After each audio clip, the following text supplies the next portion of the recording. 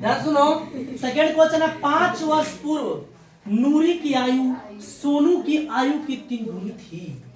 10 वर्ष पश्चात नूरी की आयु सोनू की आयु की 2 गुनी हो जाएगी। नूरी और सोनू की आयु कितनी? मेरे भाई ध्यान से सुनना, कहता है 5 वर्ष पूर्व। अरे भैया 5 वर्ष पूर्व हो जाना, सबसे पहले अभी तो नूरी और सोनू की आयु पता होना ना चाहिए। इसीलिए मैं मान लिया कि नूरी की आयु x तथा सोनू की आयु y। अब 5 वर्ष पूर्व की बात कर रहा है, पहले की बात कर रहा है, तो घटेगा ना? अरे घटेगा ना? इसीलिए मैंने लिखा नूरी की आयु 5 वर्ष पूर्व नूरी की आयु x माइनस 5 और सोनू की आयु y माइनस 5। Any problem? अब प्रश्न से क्या कहता देखना, 5 वर्ष पूर्व नूरी की आयु, बाबू नूरी की आयु सोनू की आयु की 3 गुनी थी। यह नूरी की आयु और यह सोनू की आयु। नूरी की आयु सोनू की आयु की 3 गुनी थी, तो जो छोटा हो तो मल्टीप्लाई करते हैं, 3 गुनी इसलिए छोटा 3 से इसमें मल्टीप्लाई करते हैं। कोई दिक्कत है क्या? अब देखो, ऐसा इक्वेशन तो नहीं होता है। इक्वेशन को सरल और सिंपल बनाने के लिए प्रोसेस करेंगे, मेथड से पूरा क्या करेंगे, उसको सिंपल बनाएंगे।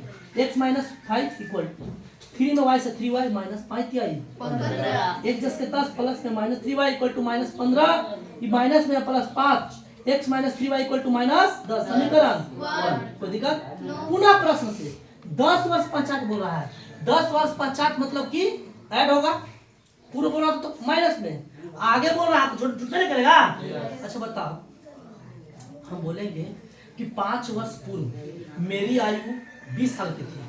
5 वर्ष पूर्व मेरी आयु 20 साल की थी ना, तो 100% 5 वर्ष पूर्व था 20 साल, तो अभी वाली 25 साल है, तो बोलेंगे 5 वर्ष पूर्व हमारा 20 साल था। हम बोलेंगे सुनो हटाओ, हम अभी बोल रहे हैं कि 5 वर्ष पूर्व अभी मेरा 25 साल है, तो 5 वर्ष पूर्व मेरा कितना ईयर हो रहा होगा, तो कहा कि घटा दिए कि नहीं घटा दिए? घटाए ना। अब बोलेंगे अभी हमारा 25 साल हो तो 10 साल बाद कितना हो जाएगा? 35 छोड़ देंगे ना। फिर उसी प्रकार कर रहा है कि 5 साल पूर्व तो घटा दिए, फिर 10 साल पश्चात कर रहा तो जोड़ेंगे ना।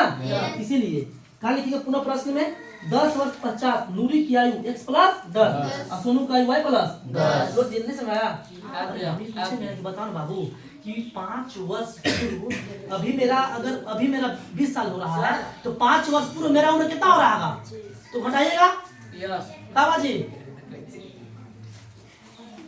अभी मेरा उम्र 10 साल और 10 साल पश्चात कितना हो रहा है? 20 जोड़ेंगे ना। नहीं समझ मारी बात, सबको समझ मारी है? इसीलिए अब प्रश्न क्या कहता है, नूरी की आयु सोनू की आयु की 2 गुनी हो जाएगी ना। तो देखो x plus 10 equal to y plus 10, ठीक है ना। नूरी की आयु सोनू की आयु की 2 गुनी हो जाएगी, अर्थात 2 गुनी होगी, तो छोटका में 2 से मल्टीप्लाई कर दे, कोई दिक्कत? अब देखो x प्लस 10 इक्वल टू 2 में y से तो 2y, 5 से 10 में 2 से तो 10 दूरी 20, 1 जस के 10 ये plus minus 2y equal to 20 जस के 10 ये प्लस में माइनस में 10, x minus 2y equal to 20 में से 10 गया 10। समीकरण 2।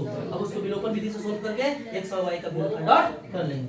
समीकरण 1 और समीकरण 2 से x minus 3y equal to minus 10 समीकरण 1 हुआ, फिर x minus 2y equal to 10 समीकरण 2 हुआ। घटाने पर लिखिए x खत्म हो गया, 3y तुम्हारा काची में है माइनस में, और 2y तुम्हारे काची में है प्लस में है ना, तो माइनस कैंसिल हो, तो माइनस संख्या ज्यादा है इसलिए माइनस y होगा इक्वल टू माइनस 10 और minus 10 minus 20, minus minus cancel y बराबर 20।